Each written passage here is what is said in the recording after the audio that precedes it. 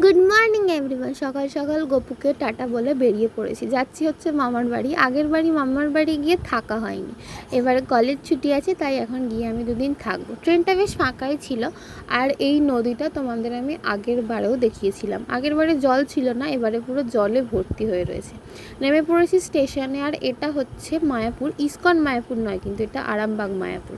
স্টেশনে নেমে গাড়ি করে এসে নেমে পড়েছি। এটা হচ্ছে কালীতলা, এখানে কালী পুজো হয়। আর এটা হচ্ছে আমাদের মঙ্গলচণ্ডী মন্দির। তারপর বাড়িতে এসেই আগে গোপু সোনার সাথে দেখা করে নিয়েছি।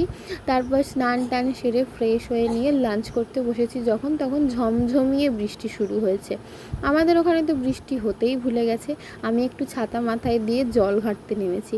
আর এই দইটা দেখো কি সুন্দর বসেছে। আমি আজকে বিকালে খাচ্ছিলাম একটু দই, আর তারপর সন্ধ্যাবেলা মাসি বানিয়ে দিচ্ছিল একটু ম্যাগি। So that's it. কালকে তোমাদের পুরো মামার বাড়ি ঘুরিয়ে দেখাবো। চলো বাই।